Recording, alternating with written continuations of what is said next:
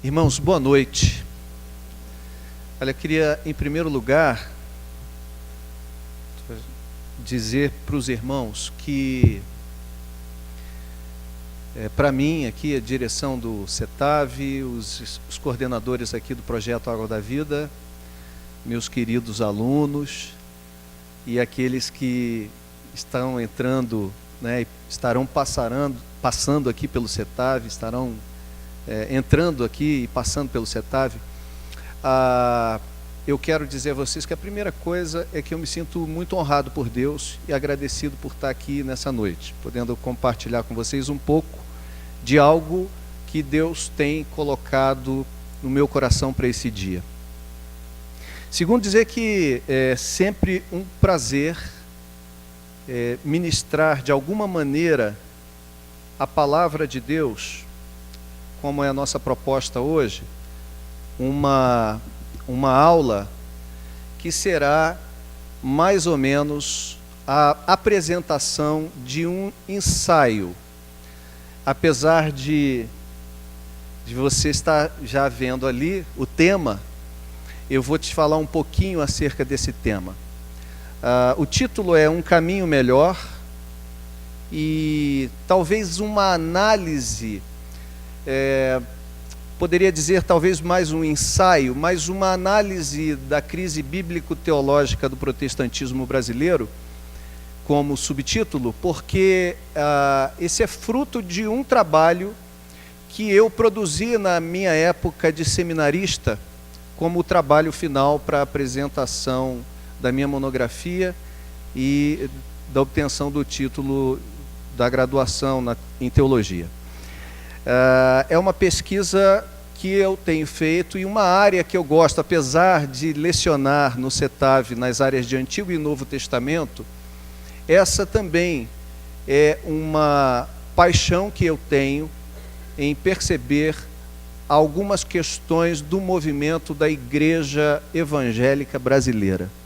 Então eu queria compartilhar com vocês uma condensação que eu fiz desse material e, à luz dessa reflexão hoje, perceber junto com você, ou chegar à conclusão da extrema relevância que existe na formação bíblico-teológica das novas lideranças, na capacitação bíblico-teológica de irmãos para exercerem a vocação cristã nas suas igrejas, junto aos trabalhos que fazem parte, tamanha necessidade que nós temos nesse momento na igreja brasileira.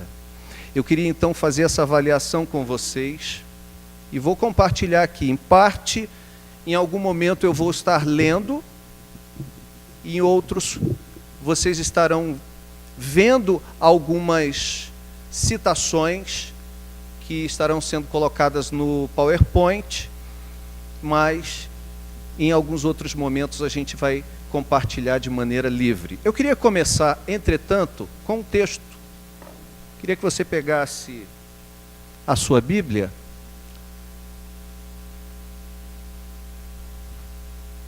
e abrisse em 2 Reis, segundo livro dos Reis, capítulo 2.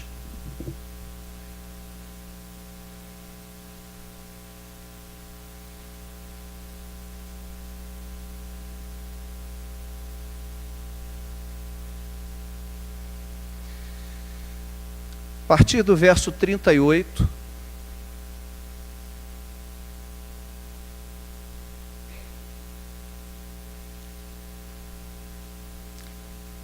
segundo livro dos Reis, capítulo 4, perdão, falei 2, né?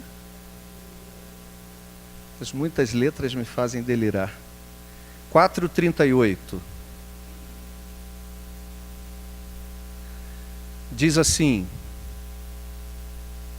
Voltou Eliseu para Gilgal, havia fome naquela terra, e estando os discípulos dos profetas assentados diante dele, disse ao seu moço: Põe a panela grande ao lume e faze um cozinhado para os discípulos dos profetas.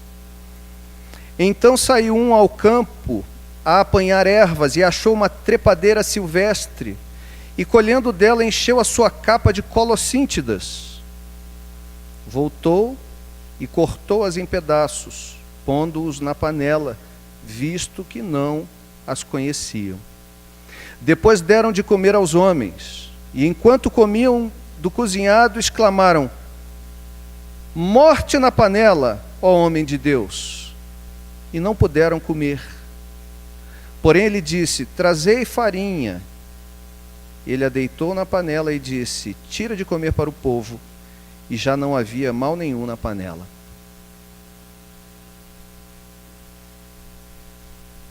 Eu voltarei a esse texto um pouquinho mais adiante. Mas quero começar dizendo para você que é fato público e notório que a população evangélica em nosso país vem crescendo em grandes proporções. Desde o boom dos anos 80, o crescimento da igreja evangélica vem sendo alvo das mais variadas pesquisas. Comparado a outros países, temos sido considerados uma superpotência numérica em termos de evangélicos.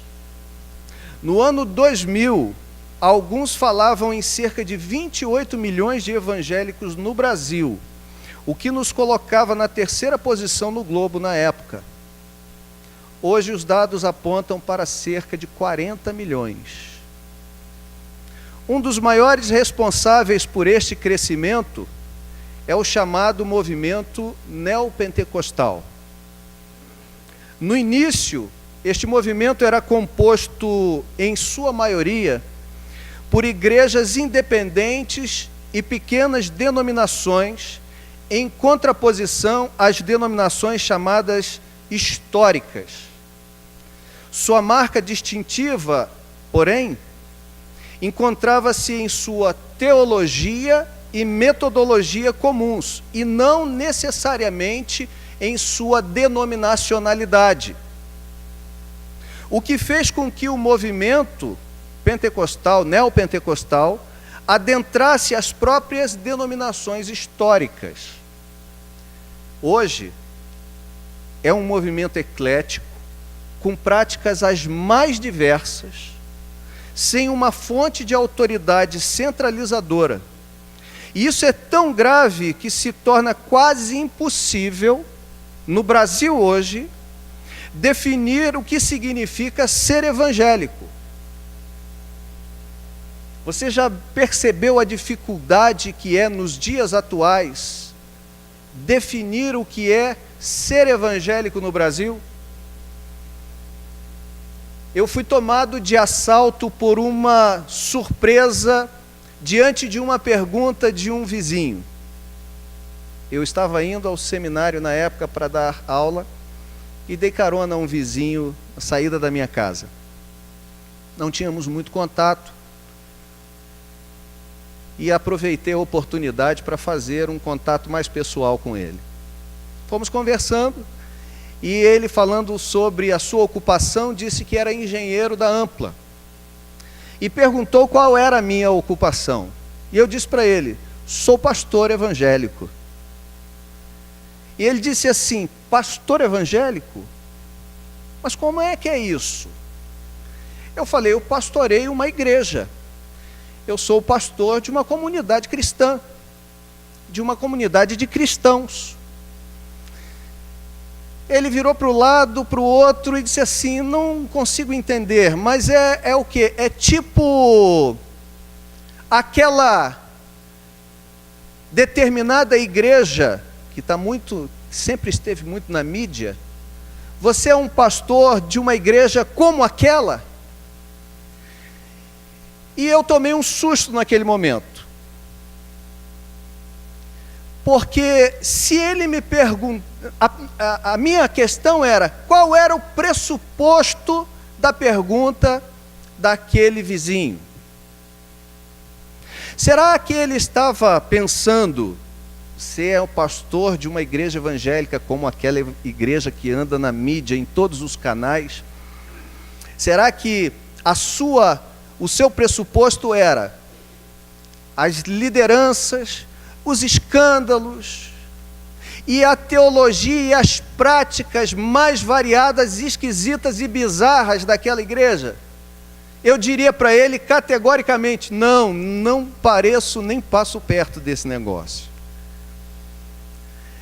Mas também pensei, ou será que o seu pressuposto é aquela senhora que trabalha em sua casa, uma mulher fidelíssima a Deus, que educa 2 filhos sozinha, sem o marido, porque foi abandonada pelo marido, com todo sacrifício e honestidade, uma mulher de fé e de oração, mas que ainda pertence a essa determinada denominação.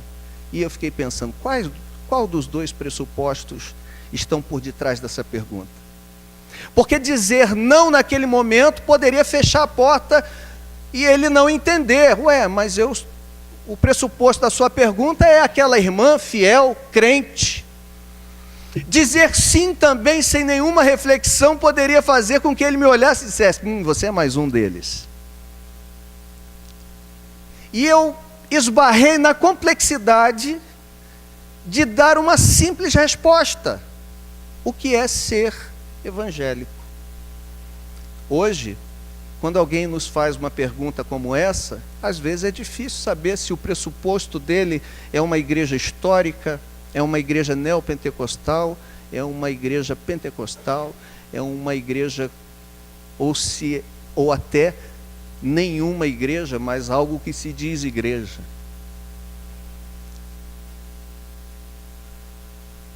Uma grande massa evangélica essa grande massa evangélica tem sua expressão nas mais variadas áreas de nossa sociedade. Através de programas de rádio, televisão, política, entre outros, o povo evangélico tem dado as caras e se apresentado como detentor de um grande poder social. Shows gospel, gravadoras, passeatas, marchas e demais eventos tornam o evangelho, ou pelo menos os evangélicos, mais conhecidos. Todavia, esse aumento não tem se traduzido necessariamente num crescimento saudável, eticamente coerente, de prática relevante e bíblico-teologicamente bem estruturado da igreja. Uma das marcas distintivas do momento em que a igreja passa e do movimento neopentecostal são suas mensagens, que geralmente são pobres e fragmentadas. Verdades são atomizadas.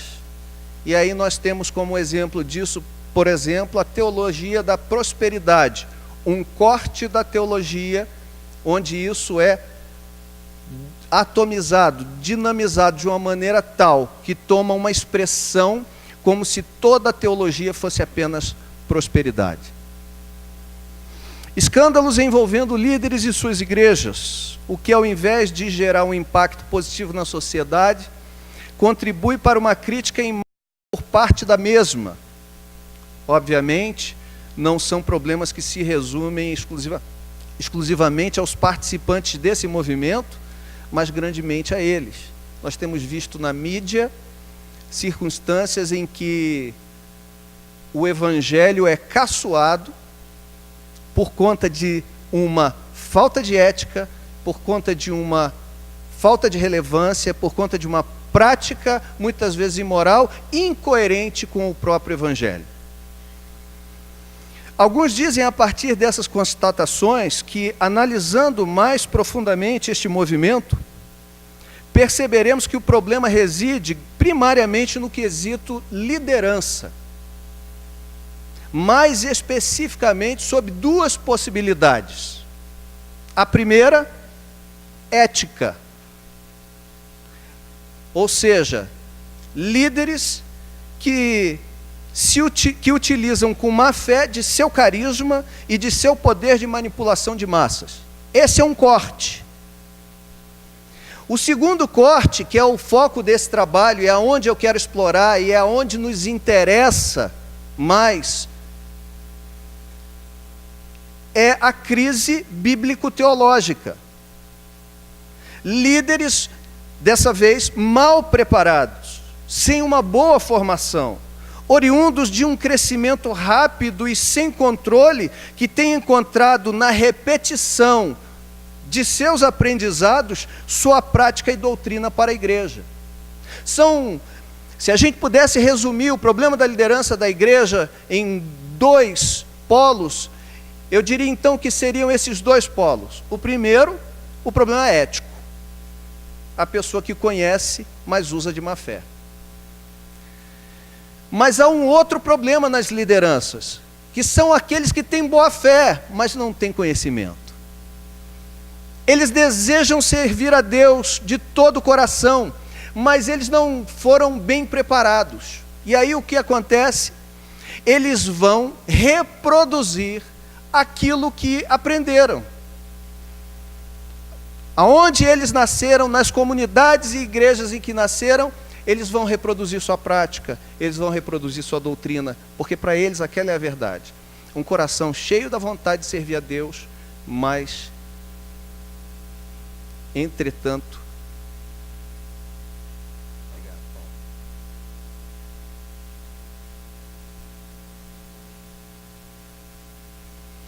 mas uma falta de capacitação para isso. A crise, então. O termo neopentecostalismo é oriundo dos Estados Unidos para designar o movimento de renovação carismática no meio protestante. É um novo pentecostalismo. Ele vem depois do movimento pentecostal e ele se torna um novo pentecostalismo, com elementos diversos e diferentes do pentecostalismo clássico. No passado, entre as igrejas mais atingidas pelo neopentecostalismo estavam as denominações históricas, batistas, presbiteriana e metodista. O fenômeno brasileiro observado nessa questão foi que estas igrejas recusaram-se a aceitar essa renovação como sendo genuína e autêntica. Daí levaram à saída dos seus propositores e membros que foram sendo atingidos. Em consequência, surgiram algumas novas denominações. Há uma análise de um pastor amigo, e sobre esse ponto ele comenta que, no passado, houve a ruptura nas igrejas históricas e o surgimento de novas denominações.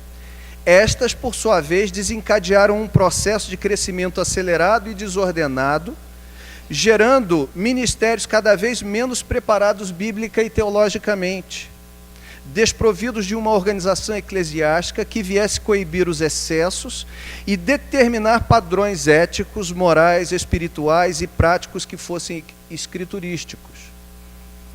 Estevão Fernandes, não é o Hernandes, por favor,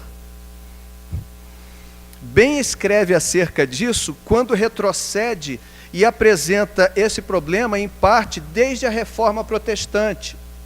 A gente pensa, há muitos pensadores que acreditam que esse problema vem como germe da própria Reforma Protestante. Ele diz assim: essa característica da fé protestante está presente desde a Reforma, e teve na teologia de Lutero a sua grande pedra de toque, em especial no seu ensino sobre o livre exame das Escrituras, isto é, a Bíblia Sagrada, e a suprema valorização da fé como condição de salvação, associada à sua doutrina da graça de Deus. Embora o livre exame das Escrituras tenha sido o grande marco da Reforma, possibilitando o exame da Bíblia livre das amarras do Vaticano, a proporção que isso possibilitou a particular interpretação do texto, isto é, a livre interpretação, favoreceu não somente a expansão das igrejas reformadas, mas também a sua fragmentação. Um dos pressupostos da reforma por Lutero era que a Bíblia devia estar na mão do povo e o povo deveria ter acesso a examinar o que as Escrituras diziam. Contudo, uma vez livre exame tendo sido exercido, passou então a haver a interpretação particularizada, isto é, uma livre interpretação por parte daqueles que pegavam a Escritura e não apenas a examinavam, mas a interpretavam cada um segundo o seu óculos. E esse problema hermenêutico aí já foi muito bem falado na Semana Teológica. Nós tivemos a Semana Teológica que falou muito bem sobre isso. Livre exame sim, livre interpretação não. Nós somos livres para examinar a Escritura, mas ninguém tem o direito de interpretá-la segundo a sua própria vontade, segundo o seu próprio desejo, segundo o seu próprio óculos. Mas isso aconteceu. E como isso aconteceu, várias denominações começaram a surgir. E hoje o que nós temos, por exemplo, no Brasil? Várias igrejas que se dizem evangélicas, mas cada uma segue uma doutrina muitas vezes diferente da outra. Nós não temos as amarras do Vaticano, mas temos um outro problema hoje, que é essa fragmentação, e onde qualquer um acha ou pode se dizer evangélico porque segue alguns pressupostos bíblicos apenas. Mas tem doutrinas tantas outras por aí que não condizem com o Evangelho. A expansão, contudo, se deu, em grande parte, devido à desilusão, a expansão desse movimento, a desilusão instalada no pós-modernismo. Religioso ou místico, o homem pós-moderno procurava encontrar na realidade metafísica, isso é, além do físico, acima do físico, uma explicação ou um atenuante para as angústias mal respondidas do modernismo. Por este motivo, viríamos observar o grande crescimento de movimentos religiosos, metafísicos e filosóficos, tais como panteísmo, budismo, hinduísmo, seitas esotéricas, nova era, entre outros, que se dão nos dias atuais. O homem pós-moderno acaba por ser um homem que busca a transcendência. Em certa medida, essa procura pela transcendência tem sido cada vez mais explosiva. Neste contexto, encontramos o povo brasileiro desorientado, necessitado, inclinado ao sincretismo religioso. Lembra de nossos matizes, de nossa matriz étnica. Nossa matriz étnica tem europeu, tem africano, tem índio, sul-americano. Nós temos o paganismo indígena, nós temos as religiões afro, na nossa matriz religioso e étnico, nós temos a herança católica europeia, nós temos toda a história de sincretismo, e isso não é diferente. Quando alguém se converte, também se converte com toda essa cosmovisão. Isso precisa ser transformado, sufocado por uma sociedade consumista e secularizante. É neste mesmo cenário que também cresce o nosso cristianismo. E por apresentar uma proposta de satisfação dos anseios espirituais e físicos desta massa aflita, o movimento neopentecostal encontrou sua força motriz. No movimento neopentecostal, você pode encontrar o céu já aqui na terra. Você pode conquistar já o céu aqui na terra. Pastor Isaltino Gomes, falecido, pastor batista, pastoreou a Igreja Batista do Cambuí, em São Paulo. Fez uma palestra enorme sobre neopentecostalismo por volta do ano 2004. Ele disse que o neopentecostalismo é também produto da reação do irracionalismo. Diante de uma sociedade tecnológica, neste sentido, o neopentecostalismo também apela para o irracionalismo filosófico, e seus pregadores desdenham dos pregadores bem preparados. Estes, ele diz, conhecem palavras humanas, aqueles conhecem o poder de Deus. E lá vem outra exegese daquelas de arrepiar. A letra mata e o espírito vivifica. Você já deve ter ouvido isso. Não, irmão, eu sou do poder. Aquele lá gosta de estudar, mas eu sou do poder. Que a letra mata, mas o espírito vivifica. Uma exegese de arrepiar os cabelos. Um texto completamente divorciado do seu contexto. Mas o movimento neopentecostal não se resume a questões meramente sociológicas. Ele encontra o seu maior alicerce na questão teológica propriamente dita. Nessa mesma palestra, o pastor Isaltino adverte dizendo: quero deixar claro, no entanto, que suas raízes do neopentecostalismo não são sociológicas, mas teológicas.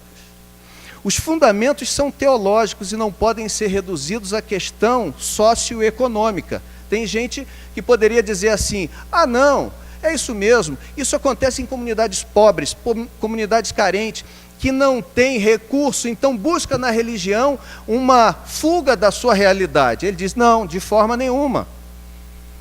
Assim fosse, não haveria neopentecostalismo em comunidades ricas e economicamente seguras. E hoje em dia tem para chuchu. Dr. Paulo Romero afirma que sua preocupação, além de não estar focada na questão sociológica, tampouco encontra seu maior alvo na questão ética. Sua preocupação encontra-se na crise teológica. Ao longo de todo o seu ministério, ele esteve aqui na última semana teológica, eu tive o prazer de entrevistá-lo, de fazer a mediação com relação às perguntas do auditório. Ele diz: nunca vi tanta confusão doutrinária no seio do protestantismo em nosso país como vejo hoje. Uma pesquisa realizada nos Estados Unidos diz que o crescimento da igreja atual é apenas visual, que na verdade o que está havendo é uma ciranda de crentes, e que as igrejas estão crescendo pelo remanejamento destes. Isso se deve ao fato de que as pessoas têm se movido em direção à igreja à procura de ambientes agradáveis, cultos informais, reuniões empolgantes e, acima de tudo, carregadas de humanismo. Segundo algumas organizações, os movimentos que mais fascinam e influenciam a igreja evangélica atualmente são os movimentos de técnicas gerenciais e terapêuticas. Deixa eu te contar um episódio. Eu estava de férias, fui para São Lourenço.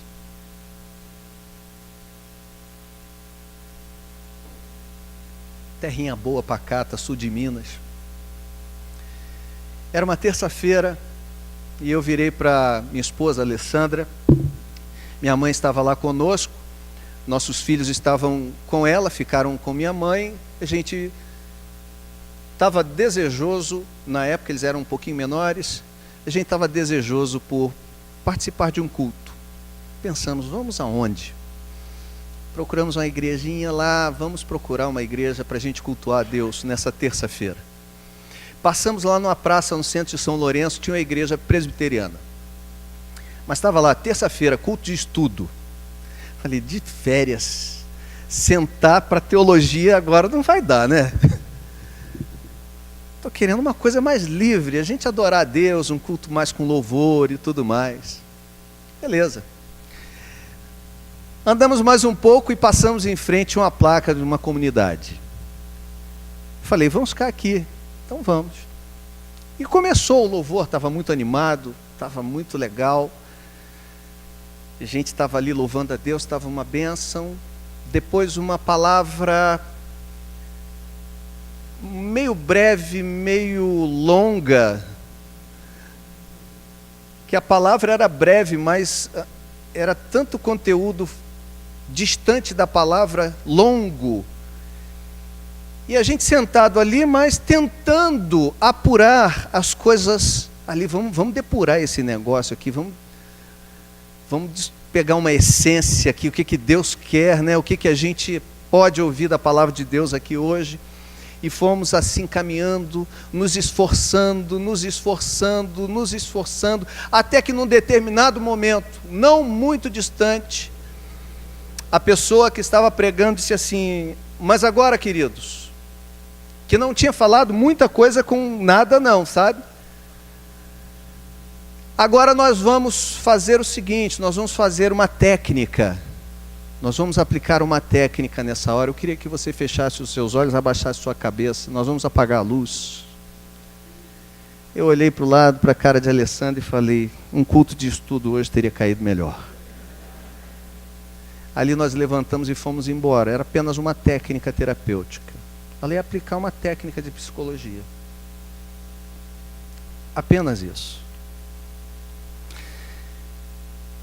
Neste contexto, a igreja tem pregado a sua renovação e metodologia de crescimento e amadurecimento, baseada nesses princípios e técnicas.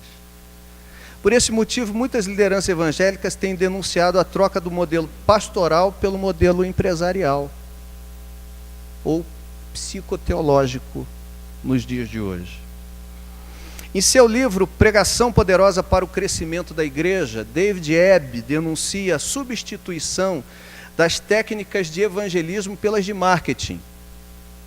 Em muitos artigos e citações de encorajamento, ele faz menção de opiniões de homens que há muito vêm denunciando essa prática que tem adentrado tais igrejas na surdina, como, por exemplo, a citação de Bill Hall, que diz: precisamos ir além do crescimento através da tecnologia e perceber que o evangelho não precisa ser divulgado com técnicas de marketing. Ele precisa ser pregado no púlpito e trazido pessoalmente aos incrédulos em seu próprio ambiente. É necessário ter o conhecimento para ser pregado de púlpito e a capacidade de contextualização para ser levado uma linguagem e no ambiente que a pessoa possa receber, mas não precisa de técnica gerencial nem de marketing. O evangelho é o poder de Deus para a salvação de todo aquele que crê. Ou ainda citações sarcásticas, tais como a de Os Guinness, onde diz assim: mas, para os cristãos, o impacto mais importante do marketing é sempre na mensagem em si mesma. Uma vez que o marketing passa a dominar, a preocupação não está em achar um público para ouvir sua mensagem, mas sim encontrar uma mensagem para o seu público. É a técnica do mercado. Qual é o que vende? É a mercadoria que procuram. Então, como eu faço para encher? Eu ofereço aquilo que procuram. Eu não prego então a palavra, mas aquilo que querem ouvir. E aí ele diz assim: o marketing messiânico está levando o evangelicalismo contemporâneo perigosamente próximo ao liberalismo criticado anteriormente por Richard Niebuhr, como um Deus sem ira, trazendo homens sem pecado a um reino sem julgamento através das ministrações de um Cristo sem cruz. Hoje, nós temos visto um evangelho assim sendo pregado. Eu destaquei algumas palavras, 4, ira, pecado, julgamento e cruz, porque essas são palavras fora de moda. Essas são palavras que hoje em dia ficam difíceis de ser faladas em púlpito, porque podem ser ofensivas, alguns dizem. Logo, devido ao relativismo pós-moderno, a verdade hoje encontra-se cada vez mais diluída e, por conseguinte, ineficaz. Por que os crentes de hoje não são iguais aos de ontem? Porque o conteúdo do evangelho é diluído. As demandas do evangelho não são apresentadas. São apresentadas promessas para que você venha para cá. Mas e as demandas? E o que Jesus Cristo falou? Quem quiser vir após mim, negue-se a si mesmo, tome sua cruz diariamente e me siga. Por exemplo, o poder é um forte inimigo da verdade. Muitos hoje em dia chegam a negligenciá-la, a verdade, quando não preteri-la de todo. James Boyce, no seu livro Religião de Poder, diz que quanto mais os cristãos atuais sucumbem a o poder, mais problemas se avolumam. Devido ao interesse espúrio pelo poder, a teologia, isto é, o estudo da revelação de Deus, bem fundamentado em sua palavra, é paulatinamente trocada pela ideologia, um sistema de diretrizes, teorias e alvos constantes em um programa político. E aí eu não vou nem entrar nem em algumas ideologias cristãs de hoje em dia aí, porque eu acho que tem gente mais preparada para falar do que eu. Necessário se faz denunciar esse fato de forma contundente. Há uma leitura nada agradável acerca do protestantismo brasileiro sendo feita por vários teólogos já há muito tempo. Muito do que tem acontecido no meio da igreja hoje tem se aproximado mais do conceito de religiões pagãs ou religiões de mistério. Por tal motivo, talvez John Angel James diga que por vezes é mais fácil acreditar em atores e ficções do que no conteúdo da Bíblia. Ele diz que numa conversa entre um ministro e um ator, diz assim: por que disse um ministro, um pregador, um ministro do evangelho a um ator, suas representações, que são figuras da imaginação, produzem tão maior efeito que nossos sermões, que são verdadeiros? Porque, disse o ator, representamos ficções como se fossem reais, e vocês pregam verdades como se fossem ficções. Um dos maiores cuidados que os escritores do Novo Testamento tiveram foi o de apresentar Cristo a partir de uma perspectiva correta. Dr. Paulo Romero diz que quando alguém crê num Jesus errado, embarca numa salvação errada e desembarca num céu errado.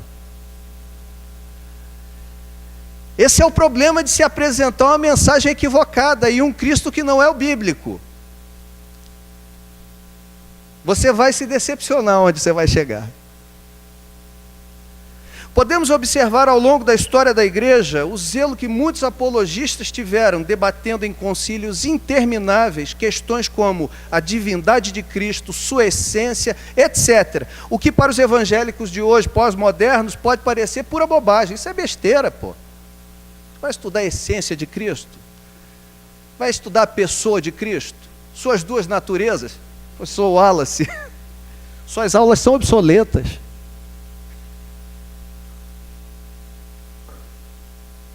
Dr. Ângelo Galhardi Júnior, escrevendo acerca do ensino relevante das Escrituras na Igreja Evangélica Brasileira, acrescenta uma questão importante.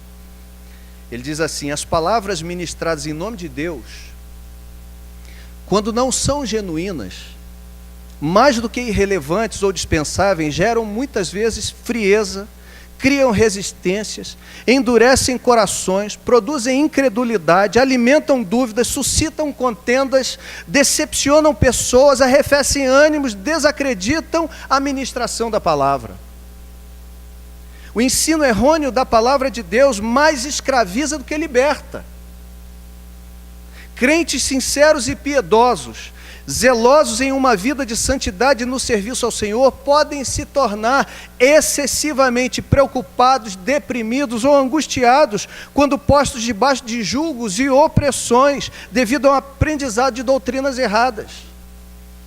Talvez seja o caso de alguns de vocês aqui, que já passaram talvez por algum lugar e estejam chegando em outro, onde você possa dizer: graças a Deus, Jesus me libertou e eu não sabia.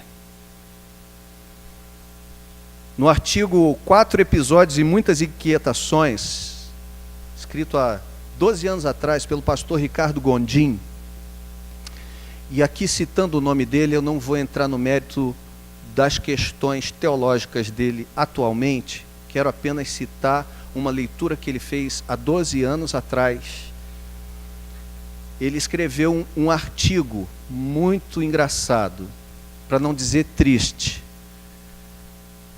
e engraçado, chamado 4 episódios e muitas inquietações. Nesse artigo ele relata um desses 4 episódios, eu vou relatar para vocês. É um evento que ilustra bem essa questão de como pode fazer mal e adoecer uma pessoa uma teologia errônea.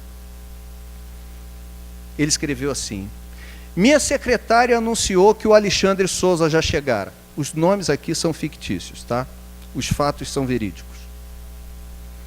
Pedi então que ele entrasse em meu escritório, pois queria um aconselhamento pastoral.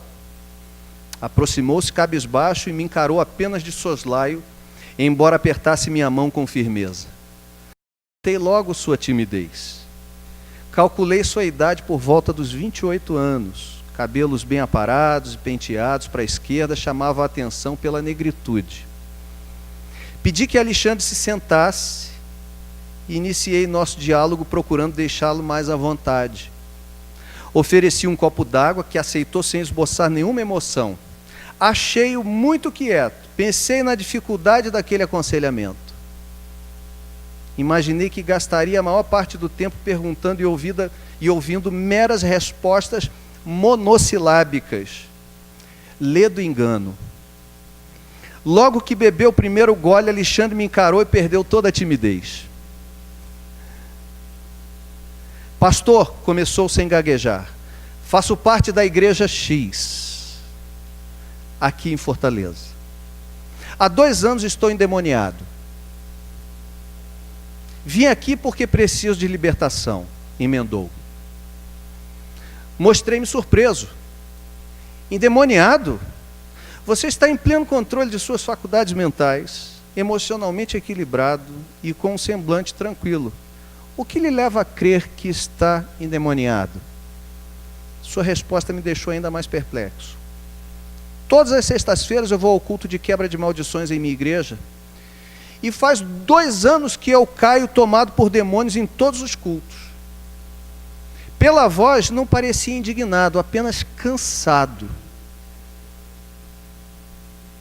O bispo põe a mão sobre a minha cabeça e eu fico agoniado, tenho vontade de tirar a mão dele de cima de mim. É nesse exato momento que acontece. O que? Interrompi. Fico nervoso, com uma aflição muito grande. Quero tirar a mão do bispo de cima de mim. Acabo caindo no chão. Lá me dizem que essa aflição é demoníaca. Questionei ele porque o bispo então não conseguia libertá-lo totalmente, já que sua possessão se manifestava semanalmente há 2 anos. Explicaram-lhe que esse tipo de demônio é muito esperto. Quando o expulsavam da mente, ele corria para o espírito. Do espírito se escondia na vontade, da vontade pulava para a alma. Dessa forma, continuava cativo, mesmo já batizado e mesmo havendo terminado seu curso sobre plenitude do Espírito Santo. Mostrei-lhe que não era possesso, apenas um inocente útil, um joguete nas mãos dos líderes que precisavam de pessoas sugestionáveis para valorizar os cultos de libertação da sexta-feira. Ele conclui então dizendo: esses 4 episódios descritos, palavras dele, o pastor Ricardo, são verdadeiros. Esse é um deles. Os outros eram piores, aí eu tirei para vocês não escandalizar muito. Todos patéticos. Realmente aconteceram nas cidades mencionadas, apenas os nomes são fictícios. Ilustram bem o que invade as igrejas evangélicas no Brasil. Entendo que as pessoas têm o direito constitucional de crerem, praticarem ou pregarem o que quiserem. Entretanto, não deveriam fazer em nome da fé protestante evangélica. Muito sangue já foi derramado, muitas vidas sacrificadas e muitos missionários afadigados para que testemunhássemos tanta superficialidade. Além disso, produzem um estrago imensurável em vidas. Muita gente já perdeu a fé. Qualquer pessoa com um mínimo de senso crítico, depois que passa a euforia, o fanatismo, se sentirá envergonhada de um dia haver participado de ambientes onde imperaram tantas tolices. Acabam trilhando o caminho do cinismo ou da revolta. Eu conheço um monte. Uma das igrejas que mais cresce no Brasil hoje, a Igreja dos Desigrejados, tem um livro do pastor Hidauro. Uma das igrejas que mais cresce hoje em dia, a Igreja dos Desigrejados, se você for ver, tem um monte de gente desiludida com a fé. que se sentiu enganado em algum momento da sua caminhada, que achou que tudo era igual, ou que todo lugar é igual àquele que ele participava. Ele diz: torna-se necessário que aconteçam denúncias internas entre nós, para que o evangelho não se desfigure em um outro evangelho. Se nos calarmos, mancharemos nosso legado de fé e nos tornaremos culpados por omissão. Quando a igreja deixa de salgar e passa a ser motivo de chacota, para nada mais serve senão para ser lançada fora e pisada pelos homens. Há muito joio dentro das igrejas evangélicas e ele não se parece em nada com o trigo. Pelo contrário, dá-nos vontade de rir e de chorar ao mesmo tempo. Protestemos antes que só dê vontade de chorar. Hoje, a teologia e doutrina evangélica brasileira estão mais parecidas com o caldo de Colossíntidas do episódio de Eliseu em 2 Reis, capítulo 4, 38 a 41, com seu slogan: a morte na panela, do que com o genuíno leite espiritual de 1 Pedro 2,2. O episódio de 2 Reis mostra que Eliseu estava com os discípulos dos profetas e manda que um deles, um moço, fosse apanhar comida para fazer para todos comerem. Ele vai, ávido, encontra uma trepadeira silvestre, também uma colossíntida, uma espécie de árvore que parecia uma videira, mas não era. E lá diz o texto que nós lemos que ele enche a sua capa avidamente, e chegando, corta tudo em pedaços e prepara um panelão. Só que na sua boa vontade, na sua euforia, na sua super disposição, sem procurar conhecer o que era, sem ter entendimento do que era, ele estava preparando um prato que ia matar a todos os homens, achando que estava fazendo o que era bom. A analogia que eu faço é que parece que hoje em dia na igreja evangélica brasileira há morte na panela. Tem muita coisa sendo pregada com cara de evangelho que não é evangelho. Tem muita coisa sendo pregada, mas na verdade é um caldo de Colossíntidas ao invés de ser a palavra genuína de Deus. E cedo ou tarde acaba por matar ou arrefecer a fé de muita gente. Graças a Deus, naquele episódio, Eliseu estava ali, a figura do líder maduro, estruturado, e que pega o éfa de flor de farinha, que era a farinha destinada à questão cerimonial, e mistura, e ali ele corta o veneno daquela erva brava. Ainda existe uma forma da gente cortar o veneno dessas heresias, dessas teologias que não têm dado crescimento à igreja. É a genuína palavra de Deus. A gente combate isso ensinando o ensino sólido, bíblico e teológico. É com o ensino sólido, é com conhecimento sólido, é com base bíblica. Contradição, então, na espiritualidade atual. Apenas mais um corte para a gente já caminhar para o fim. Dentro dessa espiritualidade nossa, então, o que existe? Em função de tudo isso que a gente tem vivido, há um certo dualismo na nossa espiritualidade. Há uma luta entre experiência e doutrina. Alguns são a favor apenas da experiência, outros apenas da doutrina. Parece que é então, como desenvolvimento de nossa espiritualidade atual, uma tendência à tensão e à polarização. De um lado, o tradicionalismo e o academicismo têm sido abraçados. De outro, o pragmatismo e o misticismo. De um lado a doutrina, do outro a experiência. John Stott, citando James Orr, parece querer demonstrar que espiritualidade e racionalidade não devem ser contraditórios. Ele diz assim: uma religião divorciada do pensamento diligente e elevado tem tido, através de toda a história da igreja, a tendência de se tornar fraca, estéril e nociva. Se acredita em qualquer coisa. Você não compara com a Escritura. Na verdade, você nem pode comparar, diga-se de passagem, porque você não tem base para saber se aquilo que está sendo pregado muitas vezes é certo ou é errado. O intelecto desprovido de seus direitos, por outro lado, diz ele, é o outro lado da mesma moeda, o intelecto desprovido de seus direitos no âmbito da religião, tem procurado sua satisfação fora e desenvolvido um materialismo sem Deus.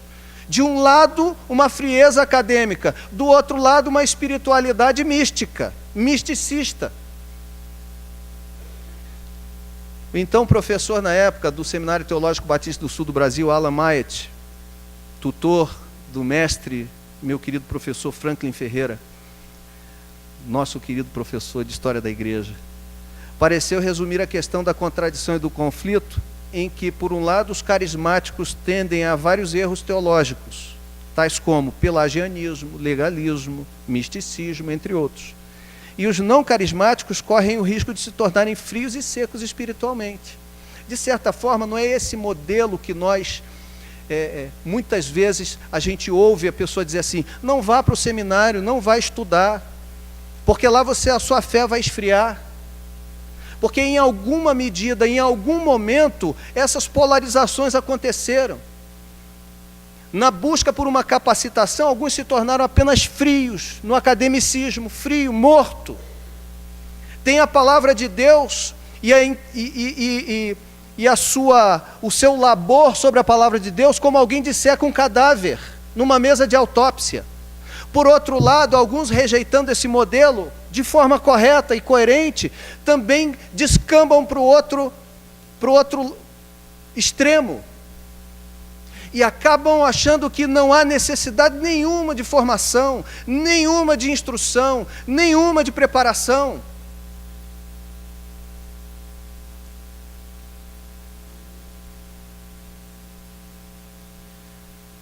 John Stott, escrevendo, sintetiza o drama da seguinte forma: muitos têm zelo sem conhecimento, entusiasmo sem esclarecimento.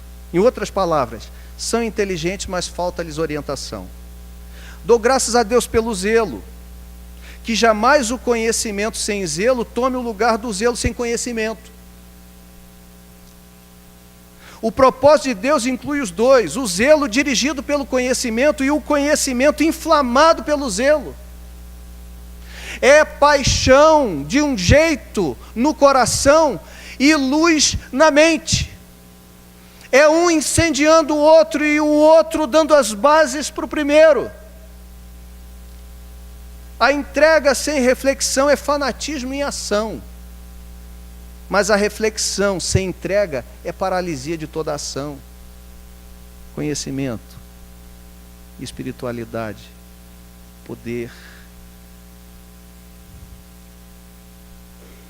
Um ponto importante que deve ser mencionado diz respeito à denúncia que muitos fazem acerca da prática cega dos dons espirituais, por se ignorar as Escrituras. Não se deve supor dessa afirmação que os crentes devem ignorar os dons.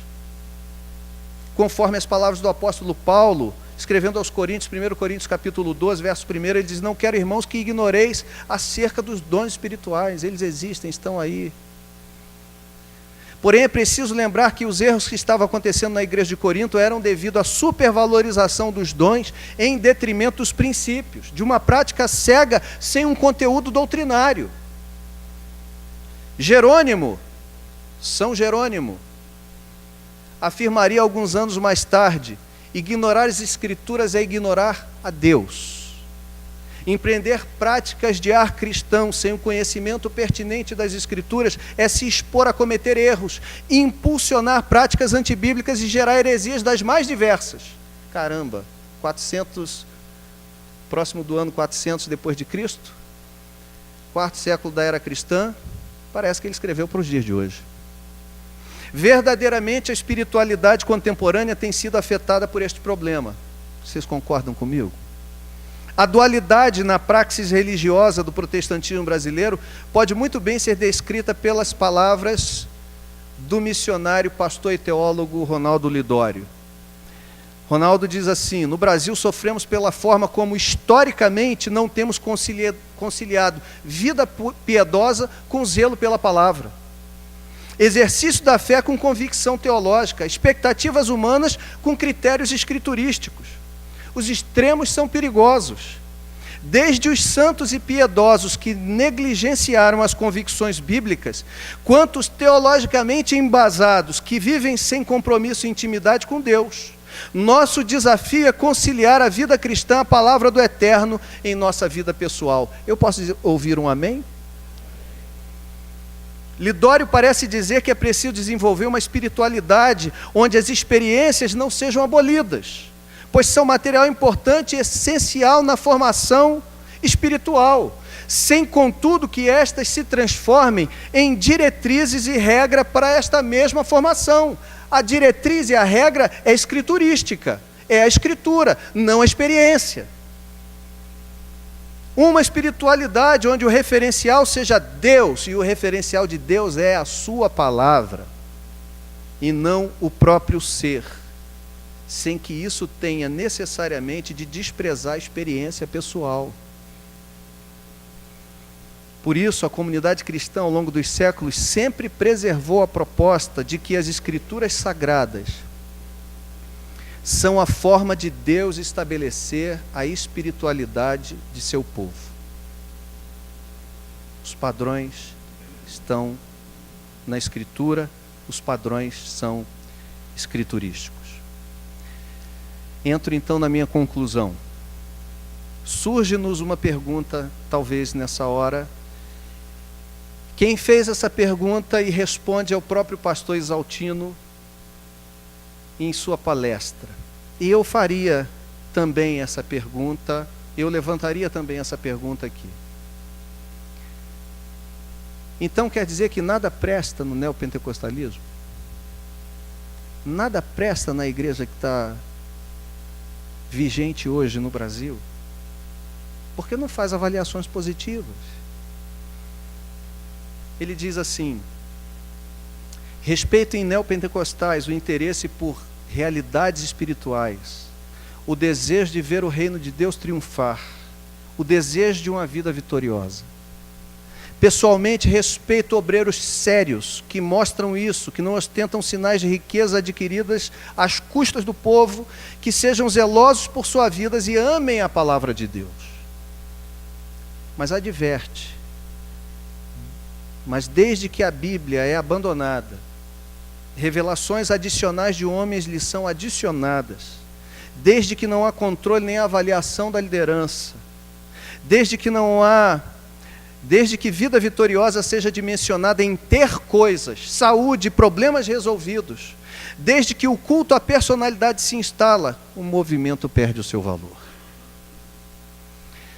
Eu estou falando isso e eu quero fazer uma parte aqui. Estou caminhando realmente para o fim, apenas mais 2 tópicos aqui. Eu estou falando de um lugar que eu me sinto à vontade para falar. Eu não nasci numa igreja histórica. Na verdade, eu nem vim de berço evangélico. E quando nasci numa comunidade cristã. Muitas dessas coisas aqui, muitas outras que fazem parte desse meu trabalho, eu já percebi, presenciei e talvez até tenha praticado. Então, a minha crítica é de um lugar, é de alguém que, tendo zelo, coração em Deus, em algum momento percebeu que algumas coisas não estavam condizentes, não eram razoáveis de serem acreditadas como sendo evangelho. E aí um dia, no ano de 2001, já vivendo essa crise de forma pessoal, eu ouvi a palestra de um desses homens que eu citei aqui. Na verdade, a palestra do Ronaldo Lidório na Escola de Pastores. Quando aquele camarada me chamaram para ir lá naquela palestra, e eu tinha nos meus preconceitos a máxima de que o estudo da teologia arrefece o ânimo, arrefece a espiritualidade, para mim era uma verdade. E um dia eu cheguei lá e ouvi aquele homem, um texto grego na mão, lendo direto do grego e fazendo a interpretação, fazendo a tradução. Missiólogo, teólogo, de uma teologia fabulosa, quem já ouviu esse homem sabe do que eu estou falando. De um conhecimento invejável. Falando das suas experiências na África, como plantador de igreja, lendo um texto grego e fazendo a tradução direta. Quando aquele camarada terminou de falar, fez uma oração simples, eu comecei a chorar. O detalhe é que ele estava sentado na minha frente, no início da palestra, e quem começou a fazer o louvor disse assim: vira para o irmão que está ao seu lado aí, ou tem alguém atrás de você, fala com ele. E ele estava assim, de tênis, bermuda, calça jeans, tênis, uma camisa de malha, e aquele irmãozinho virou para trás, falou comigo, e eu ainda falei assim, ainda pensei comigo mesmo, e esse irmãozinho sentou sozinho ali no lugar dos pastores. O que está fazendo ali? A lambada veio depois, quando ele foi convidado para ir à frente falar. E aí, ele termina de falar, faz a sua oração, eu choro igual criança. E saí daquele lugar dizendo assim: meu Deus, se tem condição de chegar alguma coisa, se tem condição de eu tocar a orla das vestes desse camarada, ou desatar a sandália dos seus pés, eu vou querer caminhar para isso.